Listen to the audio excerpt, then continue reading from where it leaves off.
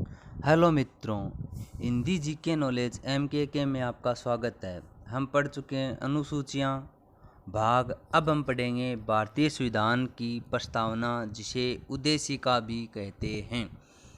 प्रस्तावना को भारतीय संविधान की आत्मा कहते हैं। प्रस्तावना को भारतीय संविधान की आत्मा कहते हैं।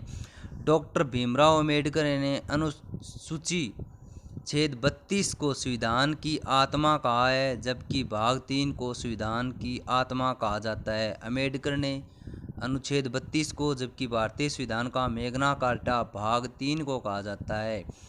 आइवर जेनिंग्स भाग 3 तथा भाग 4 को संविधान की आत्मा कहा है। आइवर जेनिंग्स ने भाग 3 व 4 दोनों को भारतीय संविधान की आत्मा कहा है। प्रस्तावना में अब तक एकमात्र संविधान संशोधन 1976 में इंदिरा गांधी के समय हुआ था, जिसे 42वां संविधान संशोधन कहते हैं, जिसे लघु संविधान कहते हैं, जिसमें प्रस्तावना में निम्न 3 शब्द जोड़े गए थे: समाजवादी, पंथ निरपेक्षता, अखंडता। ये 3 शब्द थे वो 42वें संविधान संशोधन 1976 के तहत जोड़े गए थे। प्रस्तावना न्याय योग्य या वाद योग्य नहीं है, किसी प्रकार का वाद नहीं कर सकते, कानूनी संरक्षण नहीं है। मूलतः प्रस्तावना संविधान का अंग नहीं थी तथा न ही संसद को इसमें संशोधन का अधिकार था। केशवानंद भारती बनाम केरल राज्य विवाद में सर्वोच्च न्यायालय द्वारा प्रस्तावना को संविधान का अंग घोषित की तथा संसद को इसमें संशोधन का अधिकार प्राप्त हुआ। के.एम. मुंशी ने प्रस्तावना को संविधान की राजनीतिक कुंडली कहा है। के.एम. मुंशी ने प्रस्तावना को क्या कहा है? संविधान की राजनीतिक कुंडली कहा है। याद रखना, क्या कहा है? संविधान की राजनीतिक कुंडली कहा है। न्यायमूर्ति गडकर ने प्रस्तावना को लोकतांत्रिक गणराज्य का आधार स्तंभ कहा है। 13 दिसंबर 1946 को जवाहरलाल नेहरू द्वारा संविधान सभा में प्रस्तुत उद्देश्य प्रस्ताव को प्रस्तावना का आधार माना जाता है। उद्देश्य प्रस्ताव को ही संविधान में प्रस्तावना का आधार माना जाता है। प्रस्तावना की भाषा है, जो प्रस्तावना की भाषा है वो ऑस्ट्रेलिया से ली गई है। हम भारत के लोग शब्दावली अमेरिका से ली गई है। याद रखना, हम भारत के लोग शब्दावली कहाँ से ली गई है? अमेरिका से ली गई है। हम भारत के लोग शब्दावली का आदर्श यूएनओ के चार्टर से है। सामाजिक, आर्थिक एवं राजनीतिक न्याय रूसी की क्रांति से लिए गए हैं, जो 1917 में हुई थी। स्वतंत्रता, समानता व बंधुत्व का आदर्श फ्रांस की क्रांति, जो 1779 में हुई थी। पूर्ण प्रभुत्व संपन्न शब्द आयरलैंड से लिया गया है, जबकि मूल प्रस्तावना संविधान का अंग नहीं था, जबकि प्रस्तावना में संविधान का अंग है। अब प्रस्तावना संविधान का अंग है। मैंने पहले ही बता दिया, 42वें संविधान संशोधन 1976 के तहत जोड़ी गई थी। मूल प्रस्तावना में संशोधन नहीं किया जा सकता, जबकि वर्तमान प्रस्तावना में संशोधन हो सकता है। मूल प्रस्तावना में 85 शब्द थे, जबकि वर्तमान में 88 शब्द हैं। प्रस्तावना से संबंधित प्रमुख वाद कौन कौन से वाद हुए? पहला है मदन गोपाल बनाम भारत संघ वाद 1957। प्रस्तावना संविधान का अंग नहीं, अतः इसे न्यायालय में परिवर्तन नहीं किया जा सकता। दूसरा है बेरूबाड़ी बनाम भारत संघवाद 1990। जहाँ संविधान की भाषा संदिग्ध, क्लिष्ट, कठिन हो, वहाँ व्याख्या हेतु प्रस्तावना को माध्यम माना जा सकता है, लेकिन प्रस्तावना के आधार पर न्यायालय निर्णय नहीं ले सकता, अर्थात प्रस्तावना न्याय योग्य नहीं है। केशवानंद भारती बनाम केरल राज्य विवाद 1973। प्रस्तावना को संविधान का अंग घोषित किया तथा संसद को प्रस्तावना में संशोधन का अधिकार दिया।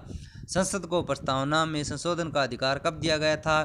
तो याद रखना, 1973 में ही संसद में को प्रस्तावना में संशोधन का अधिकार दिया गया था।